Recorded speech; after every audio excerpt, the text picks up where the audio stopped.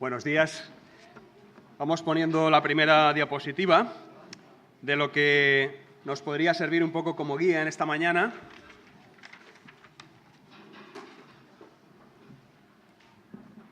La historia de cada uno de nosotros se puede escribir, yo creo que originalmente, en cientos de millones, en miles de millones de papeles, y cada una es diferente. Pero hay cuestiones, hay asuntos que son comunes a todos nosotros, y justamente uno de ellos, el más importante, del que ya hablamos el domingo pasado y venimos hablando cada domingo y venimos proclamando cada ocasión que la Iglesia del Señor se reúne, el más importante es la liberación, el rescate de nuestras vidas. Alguien que oiga esto por primera vez puede extrañarse, pero a lo largo de esta mañana esperamos que vaya siendo de menos extrañeza escuchar cosas como salvación, Salvador, gracia, pecado y justicia. Dice la palabra de Dios que el que crea estar firme, mire no caiga. Y es uno de los lemas que más olvidamos. Cuando creemos estar firmes, uno de los pensamientos menos abundantes en nuestra cabeza justamente es cuidado. Ahora que estoy tan bien, como esta canción de Queen, ¿no? No me pares ahora, no me pares ahora. Ahora voy embarado. Pues esta es la mentalidad que tenemos todas las personas. Esto nos caracteriza. Cada vez que nuestras vidas parece que van bien, parece que las cosas nos van bien, cada vez que los propósitos que tenemos se van cumpliendo, pues nos vamos olvidando más de nuestra debilidad, de nuestra flaqueza, de aquello que realmente somos, de aquello de lo que nos habla justamente la Biblia, la palabra de Dios, y de aquello de lo que nos habló muy claramente Jesucristo en la cruz, aquello que somos. Jesucristo en la cruz era Dios hecho hombre, paradójicamente muriendo en nuestro lugar, mostrando lo frágil que es el ser humano y lo que depende de otro, de lo poco que depende de sí mismo. En el capítulo 3 de Esdras, del libro de Esdras, estuvimos viendo justamente cómo aquel proyecto, aquella liberación que los israelitas estaban empezando a ver de su pueblo, iban a ser liberados, estaban siendo liberados por un gran emperador, por la persona que más poder aglutinaba en aquella época. Pues llegaron a Jerusalén, construyeron el altar y empezaron a hacer sacrificios prácticamente sin haber empezado a construir el templo, que era a lo que habían ido allí, ¿verdad? Esto lo vemos en el capítulo 3 de Esdras, lo vimos y lo estuvimos considerando muy bien, cómo la adoración a Dios, cómo los sacrificios a Dios eran de corazón y eran de un pueblo entusiasmado. No solamente agradecido por estar allí después de muchos años en los que generaciones habían vivido un cautiverio y un exilio muy duro para ellos, sino también con la esperanza, con el propósito de reconstruir. No solamente habían salido en paz, no solamente les habían enviado en paz con recursos de todo tipo, sino que además tenían un propósito, tenían el propósito de volver a restaurar la visibilidad, la gloria del Dios de Israel. Y encontramos justamente al final de este capítulo 3 de Esdras que la alegría de la mayoría, que se había transformado en cánticos, como los que hemos estado cantando ahora, y quizá la tristeza o la sensación de pobreza de algunos otros que lloraban, se confundían. Pero el resultado de todo aquello es que desde muy lejos se podía escuchar un gran estruendo de gente nueva que acababa de llegar a aquella tierra, aquella tierra de Jerusalén, gente nueva que estaba viviendo emociones y sensación de triunfo muy importante.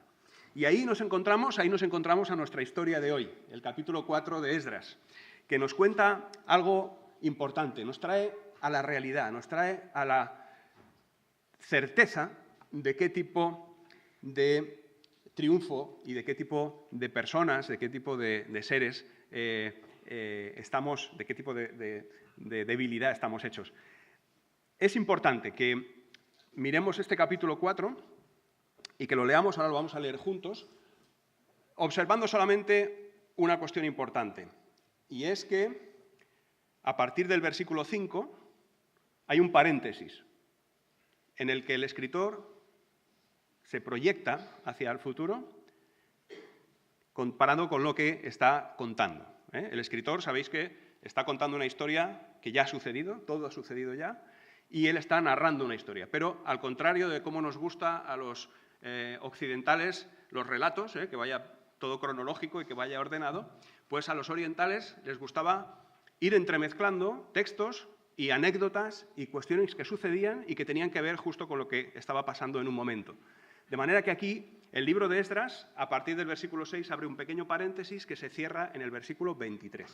Vamos a leerlo con esa mentalidad y veréis cómo salta a épocas de las que no estaba hablando en los primeros versículos. Pasamos a la siguiente diapositiva. Ahí vamos a ver un esquema parecido a este de color rosa que se nos repartió hace tiempo. Pasa a la siguiente, por favor. Parecido a este, donde está la cronología de la liberación del pueblo de Israel. Si lo tenéis a mano, pues será bueno que lo podáis consultar. Pero más adelante. Ahora vamos a dedicarnos al capítulo 4 de Esdras.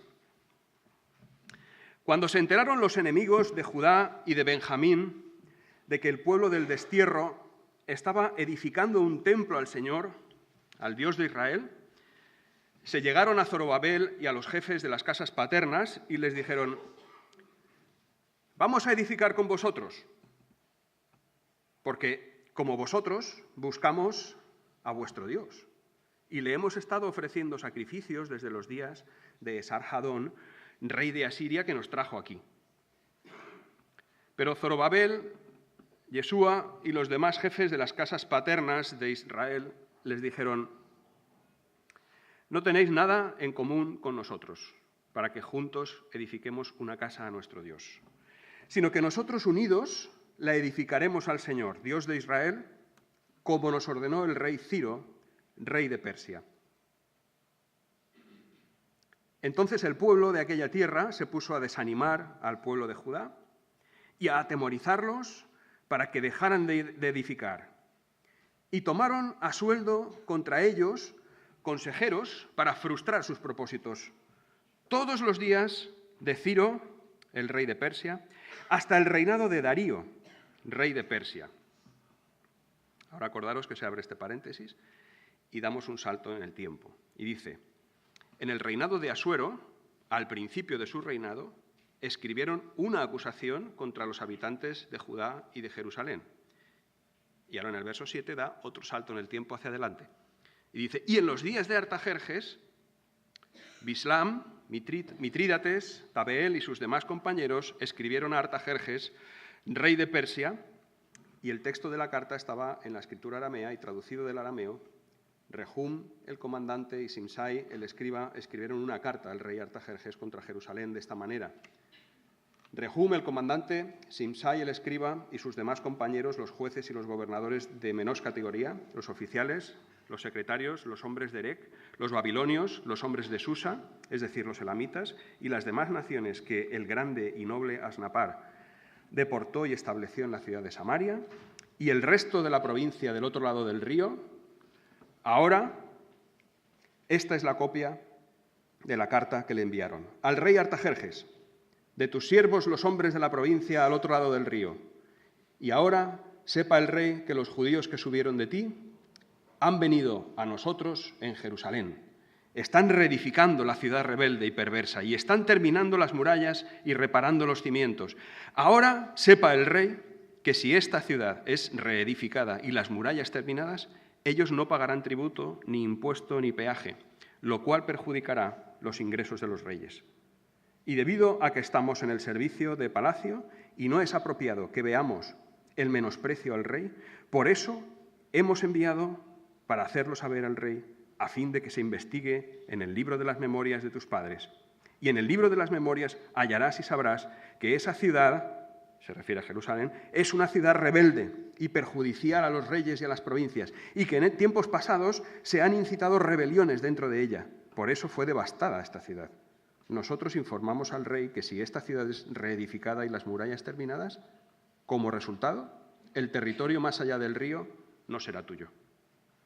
Entonces, el rey envió respuesta a Rehum, el comandante, a Simsai, el escriba, y a sus demás compañeros que habitan en Samaria y en las demás provincias del otro lado del río, y le dijo: paz. Y ahora el documento que nos enviasteis ha sido leído claramente delante de mí, y por mí fue proclamado un decreto. Se investigaron los hechos y se ha descubierto que esa ciudad en tiempos pasados se ha levantado contra los reyes y que en ella se ha fomentado rebelión e insurrección, que reyes poderosos han reinado sobre Jerusalén, gobernando todas las provincias más allá del río, y que se les pagaba tributo, impuesto y peaje. Ahora, pues, proclamad un decreto para que estos hombres paren la obra y que esa ciudad no sea reedificada hasta que salga un decreto de mí. Y cuidaos de no ser negligentes en cumplir este asunto, porque ¿qué ha de aumentar el daño y perjuicio de los reyes? Entonces, tan pronto como la copia del documento del rey Artajerjes fue leída delante de Rehum, del escriba Simsai y sus compañeros, fueron a toda prisa a Jerusalén, a los judíos, y los hicieron parar por la fuerza. Cierra paréntesis. Entonces cesó la obra en la casa de Dios que estaba en Jerusalén y quedó suspendida hasta el año segundo del reinado de Darío, rey de Persia. Bueno, nos situamos en la historia. Han pasado 70 años de exilio y 3 generaciones de israelitas han vivido lo que significaba estar fuera de su tierra, estar fuera de su país, estar fuera de su ciudad, estar fuera de su cultura, estar sometidos a la presión de muchas otras culturas, de muchos otros credos, de muchas otras religiones. Y, paradójicamente, han sobrevivido como pueblo. Después de 70 años, después de 3 generaciones, no se han olvidado de quiénes son. La mano del Señor es firme. Hemos visto en el capítulo 1 de Esdras cómo el rey de la época, el emperador de la época, les ha dado libertad, medios, recursos de todo tipo para que vayan a su tierra y reedifiquen el templo, lo cual significaba volver a tener identidad, volver a tener reconocimiento. Así que, humanamente hablando, aunque el origen de la salida de aquellos judíos hacia Jerusalén, ellos lo reconocían como un milagro de Dios, como algo inaudito, imprevisible, sí que reconocen que tienen absolutamente, humanamente hablando, todo lo que necesitan. El emperador les había provisto de riquezas innumerables, no para ellos, sino para que reedificaran la casa de Dios, para que volvieran a ser quienes habían sido. Así que lo que nos queda aquí por preguntarnos es si tenían también, además de recursos materiales y humanos, había mucha gente dispuesta a ayudar, si también tenían recursos espirituales.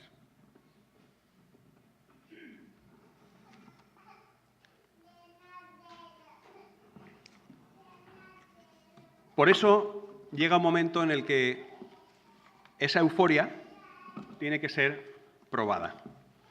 Esa alegría de estar todos juntos, edificando la casa de Dios, iba a persistir. Si eso tenía vida auténtica, si no eran solamente apariencias, si no era solamente un proyecto humano, si no estaban viviendo una especie de ilusión imposible, de esas que nos gusta tanto vivir a las personas, ¿verdad?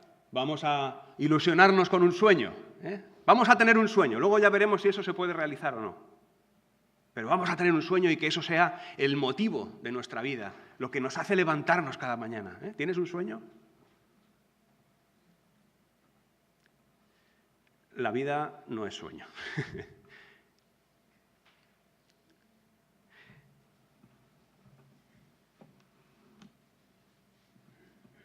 Lo que hemos leído lo que leímos en el capítulo 3 con relación a todas las celebraciones, ya hemos dicho lo que significa. Significa la parte eufórica, la parte triunfal del ser humano, aquello que vivimos todos con emoción cuando nos van las cosas bien. Pero en este capítulo 4, inmediatamente, no llegaba a 2 años que habían llegado allí y que habían empezado con sus fiestas a volver a ser el pueblo que una vez fueron. Dice la palabra que, a lo mejor enlazando con lo que leíamos en el capítulo 3, de que el ruido que había, versículo 13, ¿no? Dice que no se podía distinguir entre los gritos de alegría y las voces de llanto, pues la gente gritaba en voz alta y el ruido se escuchaba desde muy lejos. Pues el autor ahora enlaza en el capítulo 4 y dice, bueno, por cierto, algunos de los que estaban oyendo ese ruido resulta que fueron a verlos. Dice, cuando los enemigos del pueblo de Judá y de Benjamín se enteraron de que estaban reconstruyendo, fueron allí a verlos. Así que, primeras pruebas, en el capítulo 4 vemos que la primera es la prueba del discernimiento. Vamos a ver si esto es de verdad. Vamos a ver si esto que estás viviendo es cierto o no. Vamos a ver si eres capaz de distinguir.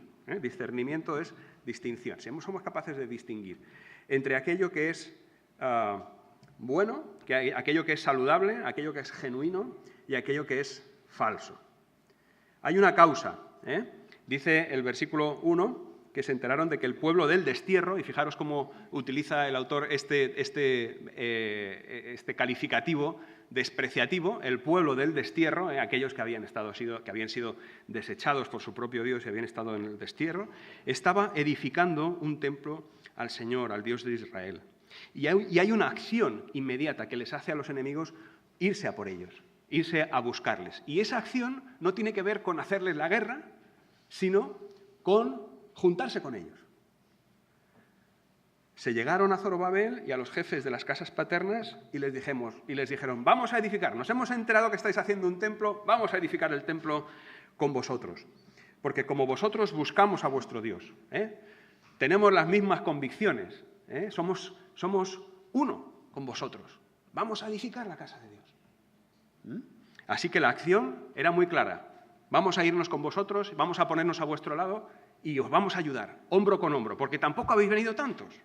Vamos a reconocerlo.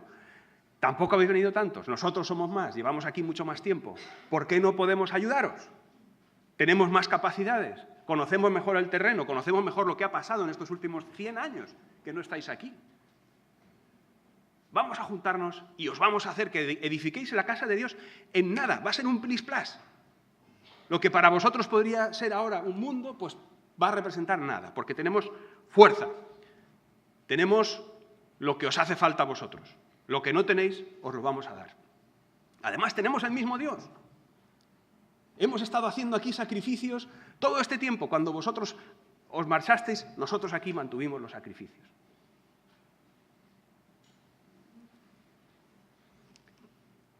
Y hay algo paradójico en este texto, ¿verdad? Que a todos nos llama la atención, por lo menos la primera vez que lo leemos. Luego ya entendemos muy bien qué pasa, ¿no? Versículo 3. Pero Zorobabel y Yeshua, y los demás jefes de casas paternas de Israel les dijeron, no tenéis nada en común con nosotros. Qué corte, ¿no?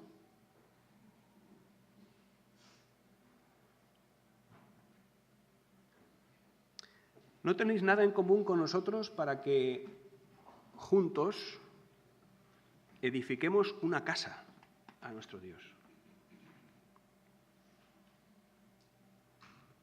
Sino que nosotros solos, hay algunas versiones que dicen nosotros unidos, también me vale, también nos vale, efectivamente, nosotros solos, nosotros unidos, nosotros, el grupito que hemos venido, somos los que tenemos que hacer esto.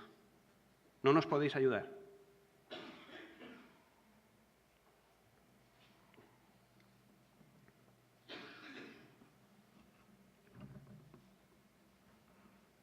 Nosotros la edificaremos al Dios de Israel tal como nos ordenó Ciro,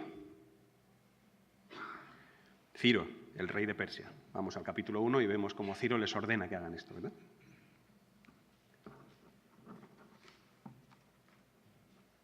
Qué interesante. Lo vamos a ver un poco más adelante, pero ya nos podemos parar un poco a pensar, ¿por qué tuvieron estos pobres judíos que volvían del exilio, por qué tuvieron esta reacción tan poco políticamente correcta? ¿Por qué fueron tan ariscos? ¿Por qué fueron tan excluyentes?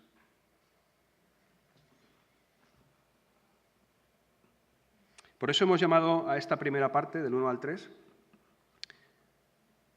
la prueba del discernimiento. Dice el apóstol Pablo en una de las cartas que escribe a la iglesia en Corinto: no os juntéis en yugo desigual con los infieles. Hay algo que, sin significar que los que tienen fe en Cristo, los que han depositado su confianza en el Dios Creador, Todopoderoso, el Padre de nuestro Señor Jesucristo, no pueden hacer con aquellos que, aún creyendo que son parte de esa religión, si lo ponemos entre comillas, pues están todavía muy lejos de serlo. ¿Cómo hacemos esto? ¿Cómo distinguimos? ¿Por qué no es posible edificar el templo? O traducido a nuestras vidas, ¿por qué no es posible incorporar a nuestra iglesia, a nuestras amistades más íntimas, a nuestros socios en nuestros negocios, a las personas que quieren acompañarnos? ¿Por qué no es posible incorporarlas tan fácilmente?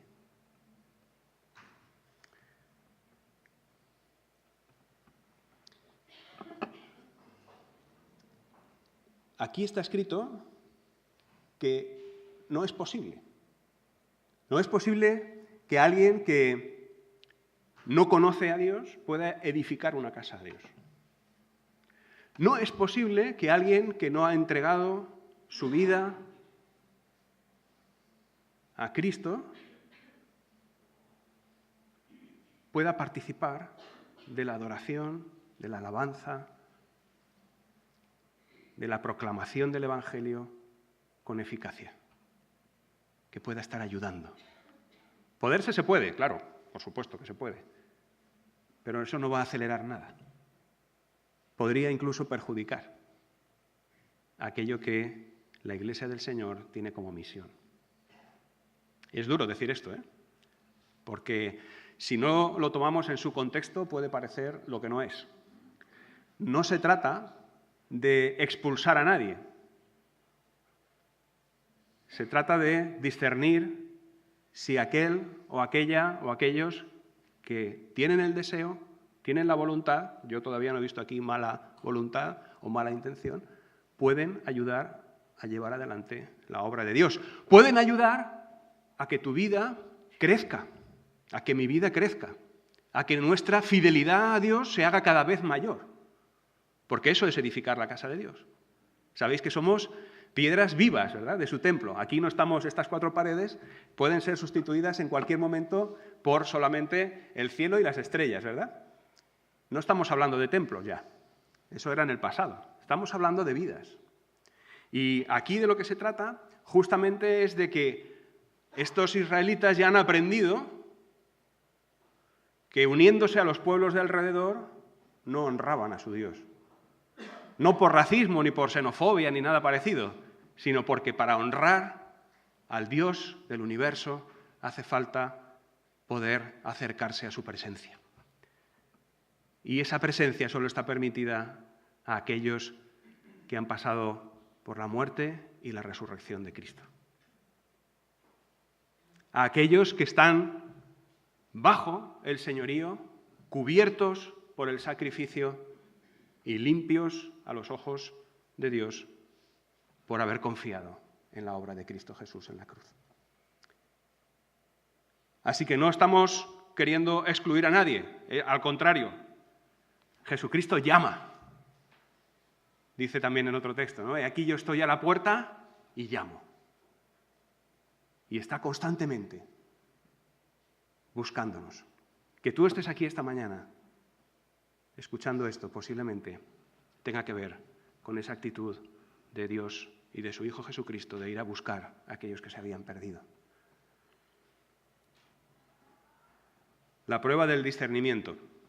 Qué importante es que cada uno de nosotros en nuestras vidas sepamos a quién podemos admitir en la obra que Cristo está haciendo en nuestras vidas. Otra prueba, la prueba de la resistencia al desánimo y el temor. Es lo que forma parte de los versículos 4, 5 y 24. La reacción de aquellos señores al escuchar la respuesta de Zorobabel y de Yeshua.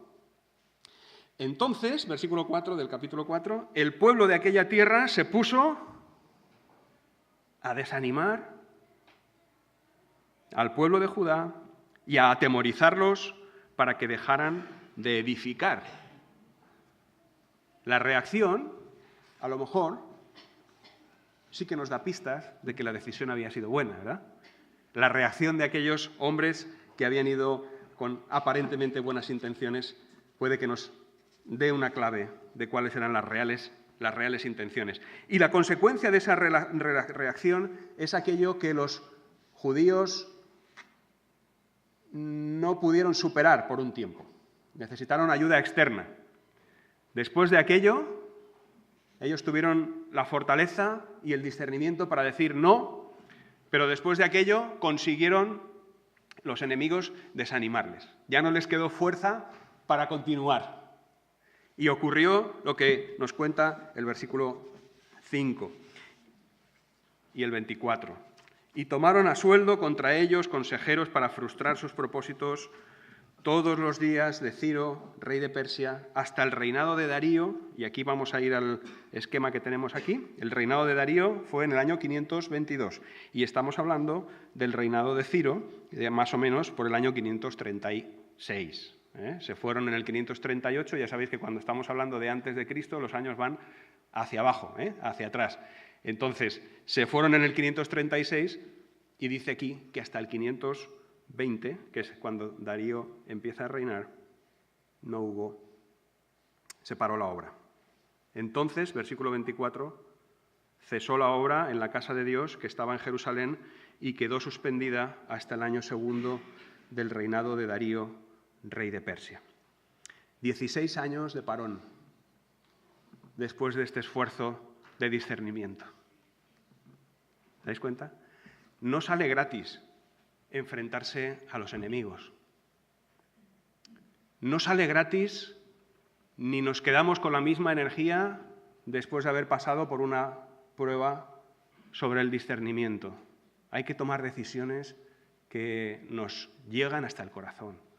Hay que emplearnos de lleno en ser fieles a Dios, en ser fieles al llamado que tenemos, como les pasó a ellos.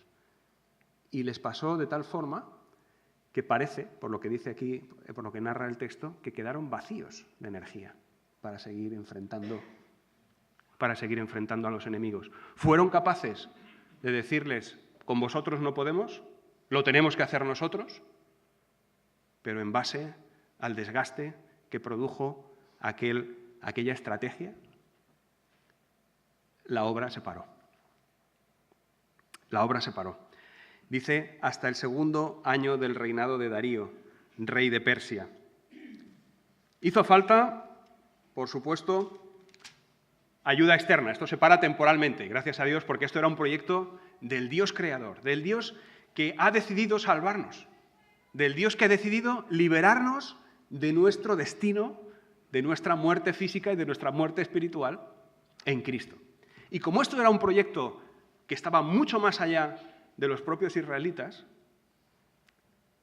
este proyecto continúa y lo vamos a seguir viendo en el capítulo 5, en el capítulo 6. Este proyecto sigue adelante, no por las fuerzas de aquellos, sino por el poder de quien había decidido que el exilio había terminado, que estaba la vida preparada para ellos otra vez, que estaban viviendo justo en esos días un proceso de liberación como nunca.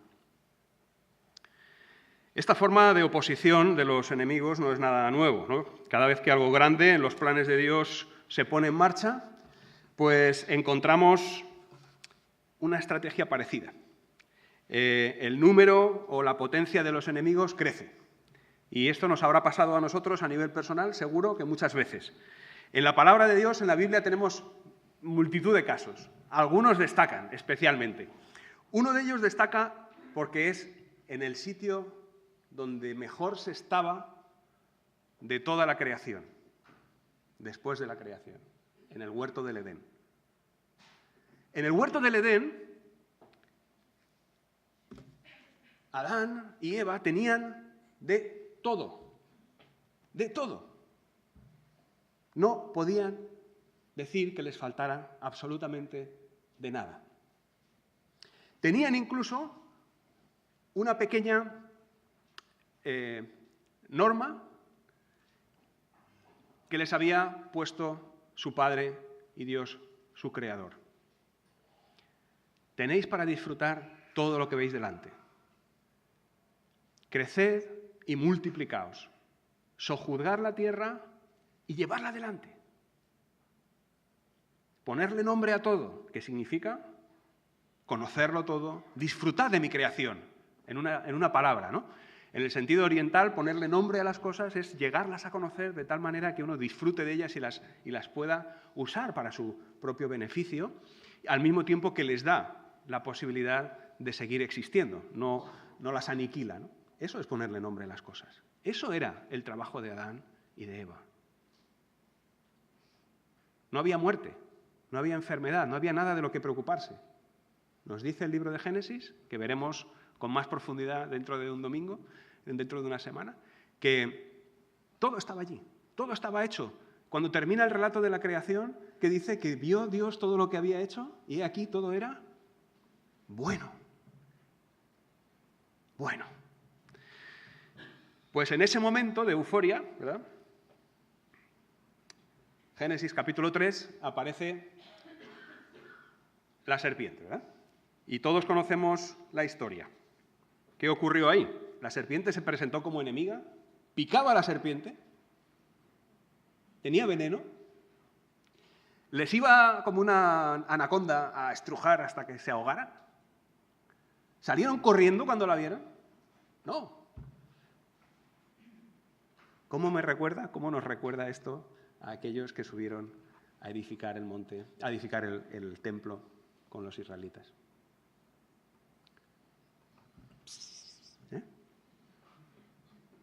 Es lo único que hizo la serpiente. Soplarles algunas cosas que aparentemente Dios no les había contado. Hizo de consejera, ¿verdad? Hizo de consejera y les hizo caer en la trampa, porque sus propósitos no eran los que decía que eran. Ella no quería darles una vida mejor, ni quería librarlos de la muerte. Ella quería estropear los planes de aquel a quien no reconoce. Bien, pues ese tipo de aliados es de los que tenemos que huir. Y es muy difícil, a veces, discernir si son aliados o son enemigos. Así que tenemos que buscar justamente la capacidad que Dios nos da a través de su palabra. Justamente en el desierto tuvimos lo mismo. El Señor Jesucristo, en el momento más bonito del inicio de su ministerio, cuando recién acababa de ser bautizado, reconocido por Dios, una voz, dice el Evangelio, que los Evangelios dicen que una voz habló cuando él salió de las aguas y dijo: este es mi Hijo amado, en él me complazco. Y ahí Jesús salió como triunfante, ¿verdad? Era la mejor presentación que podía tener.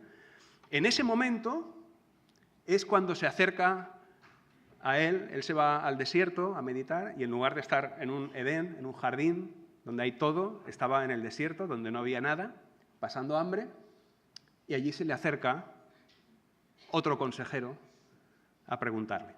Lo que pasa es que, tal como nos narran los evangelios, el Señor discernió inmediatamente de quién se trataba, ¿verdad? Y utilizaba la propia palabra de Dios, los propios escritos bíblicos, para tenderle trampas. Dice la carta a los Hebreos, capítulo 4, verso 15, que no tenemos, hablando de Jesucristo, un sumo sacerdote que no pueda compadecerse de nuestras flaquezas, sino uno que ha sido tentado en todo, como nosotros, pero sin pecado. ¿Os dais cuenta? Cristo es el antetipo de Adán y Eva. Cristo no le hizo caso. Es más, combatió los argumentos del enemigo. Y los combatió con la palabra de Dios, con aquello que ya estaba escrito, con aquello que ya se había recibido. Igual que los propios israelitas en ese momento estaban muy cerca de la palabra. Así que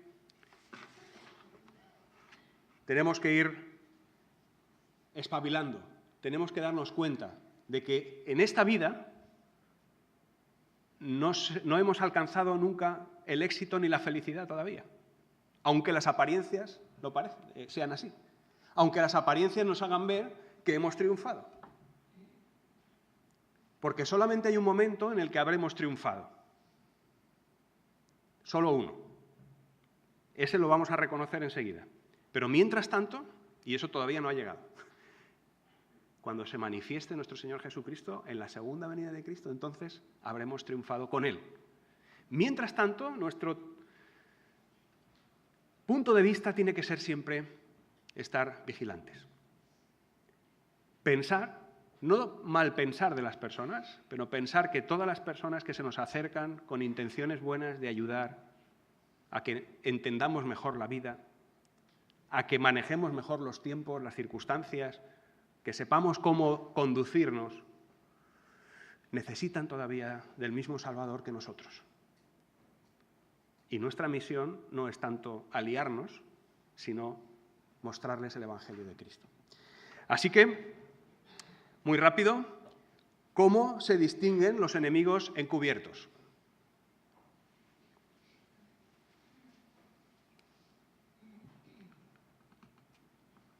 Dedicados a conocer la palabra de Dios en detalle y en profundidad. Es en lo que estaban aquellos en el capítulo 3 de Esdras. ¿Os acordáis? Y enseguida quisieron hacer sacrificios y quisieron celebrar todas las fiestas y todo lo que estaba ya escrito en la ley de Moisés. Para ello tuvieron que meterse a fondo con ello. Y seguramente en ese proceso es en el que descubrieron quiénes podían ayudar, quiénes podían estar dentro en ese proyecto y quiénes tenían que mirar desde fuera hasta que fueran capaces de reconocer realmente quién era el Dios de Israel. Con la decisión de obedecer sin concesiones y con discernimiento espiritual, que viene de esas dos primeras. Si quieres saber cómo identificar las trampas, cómo identificar a los enemigos encubiertos, no digo cómo combatirlos, sino cómo identificarlos para poder tratarlos de la manera que el Señor nos da en su palabra también. Primero, fíjate si conoces bien la palabra de Dios. Fíjate si conoces bien la Biblia, las Escrituras. Si estás profundizando en ellas, si cada día tu vida tiene un tiempo especial para dedicarlo a conocer mejor al Dios que te ha salvado, al Dios que te ha creado.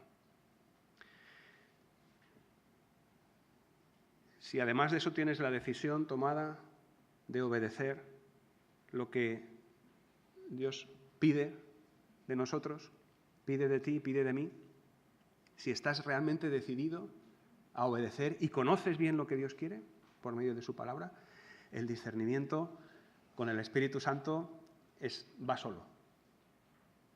Nos va a costar emocionalmente y personalmente, posiblemente nos cueste mucho, pero discernir sí que lo vamos a poder hacer. No es algo solamente para unos pocos en la Iglesia, gente que tiene el don de discernimiento. El discernimiento espiritual es para todos. Es para ti y es para mí. Pero hacen falta estas dos condiciones primero.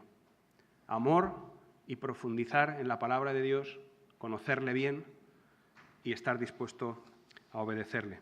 Sin esas dos condiciones el discernimiento seguramente nos va a faltar. Ahora, a nivel de Iglesia es muy parecido. ¿Cómo se consigue el valor para rechazar a los enemigos, tanto a nivel personal como a nivel comunitario. ¿Cómo se consigue el valor? Pues tal como viene aquí, en los primeros versículos de este capítulo 4, la unidad está por encima de todo. El pueblo de Israel estaba unido. Y así es como Zorobabel y Yeshua lo expresan. Unidos. Así vamos a construir el templo. Así vamos a darnos cuenta de quiénes son colaboradores eficientes, quiénes van a ayudar de verdad a llevar adelante la tarea del Evangelio, de predicar el Evangelio, de mostrar a otros la salvación en Cristo, y de quienes, depende de dónde los coloquemos, pueden ser más una carga o no.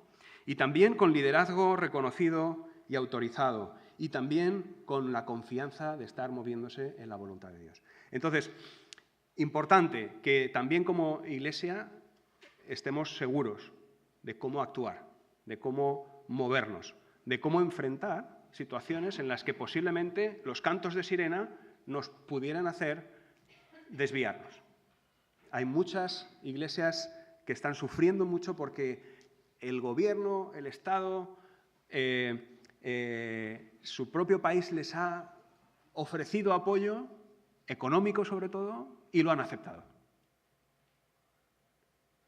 Así que no estoy hablando de teorías, estamos hablando de cosas muy importantes, porque con eso va la libertad de la Iglesia de ir en la dirección que el Señor indica.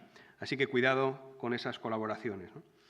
Muy importante, se nos va el tiempo y vamos a dejar para que en los grupos de hogar pues podamos avanzar en esta aplicación, en la aplicación de este texto. Pero muy importante, queridos hermanos y queridos amigos, la felicidad plena